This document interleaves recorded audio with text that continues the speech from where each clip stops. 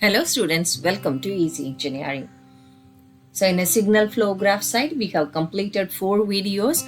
The first video regarding the basic terms and an importance term explanation. Then second video regarding our Mason's gain formula. Then we have completed 2 tutorial, one with the 1 forward path method, then another one is an 2 forward path. Then in this tutorial, we are going to see if the problem is given with a block diagram, how to convert the block diagram into signal flow graph and proceed the experiment. Well, coming back to the explanation, now convert the given block diagram to signal flow graph and determine the transfer function C of S by R of S. Now in a usual method of signal flow graph, we first number the nodes. Is it so? In that case, the same method here also, first we need to identify the nodes and number the nodes. Then it is very easier for us to make a transformation. See here, the solution side, the nodes are assigned as input. Means R of S is considered as one node. Then output means our C of S is considered as another node. At every summing point and a branch point or otherwise a takeoff point, both are same.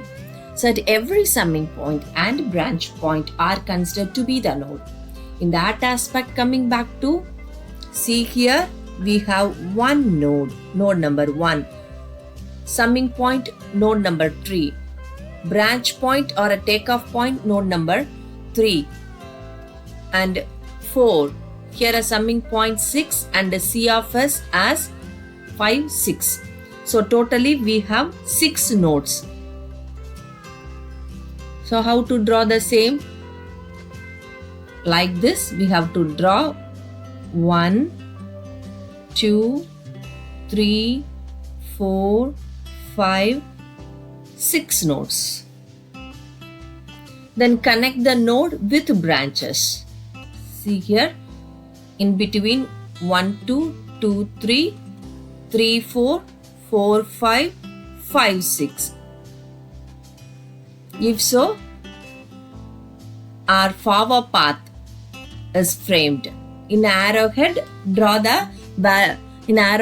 down the gain value. See here, from 1 to 2, there should not be any gain value. If so, we have to consider the gain value as 1. Similar cases, in between 2 and 3, there should not be any gain value. So here also gain value is 1. 1, 2, 3, 4, 5, 6. Sorry, I forgot to mention. Then in between 3 and 4, our gain is G1. So 3, 4, G1. Then in between 4 and 5, we have G2. 4, 5, G2. Then in between 5 and 6, again the value takes up 1. Then what comes next? So one forward path drawn. What comes next? As far as the things concerned, from node 3 to 5. See here, node 3 to 5, we have one more forward path. So draw one more forward path from 3 to 5 and arrowhead which takes the value G3. Then in between nodes 4 and 2, a loop. A loop should be framed with a gain H. So between 4 and in between 4 and 2, the loop gain means H. So like this we need to draw the signal flow graph.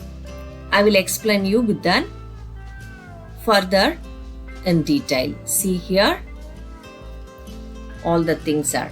And here we need to mention one more thing. Here we have a summing point over here, in a summing point over here.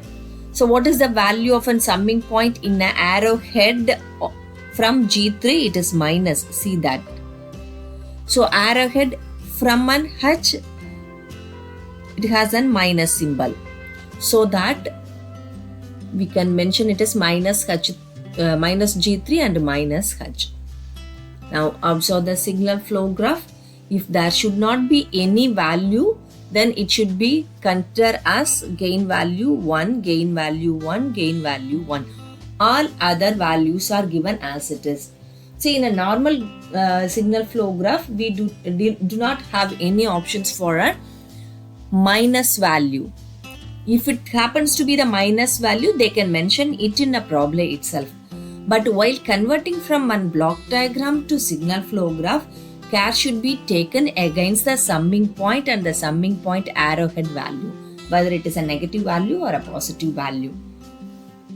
Okay, hopefully you can understand. Then it is very easier for you to proceed with the first step, identifying the number of forward path. Here the number of forward paths are 2. So we will take up the values P1 and P2. See here, P1 and P2. It's a sum of gain products. Sum of gain products. Then individual loop. Here there is only one loop. So P11 equal to minus G1H. Very simple problem. Then there is a possibility of only one loop. So obviously there should not be any possibility of a non-touching loops. 2 non-touching loops. 3 non-touching loops. No way available here. Then calculate del. Simple calculation. Del is equal to 1 minus P11. Substitute the value. Then no part of the graphs which is non-touching forward path 1 and 2. That's why it values also takes up 1. Then transfer the same thing into the transfer function calculation using a Mason's gain formula. It's stood up with 1 by del and P1 del 1 plus P2 del 2. Substitute the values and find the R, means write the answer for Mason's gain formula. Transfer function T is given for the given problem is G1 G2 minus G3 by 1 plus G1 H1. So that students, this is a very easier method.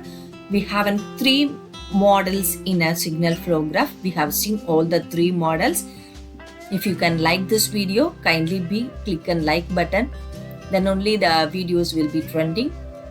For the better understanding, more students may refer the same. It is only for an academic purpose.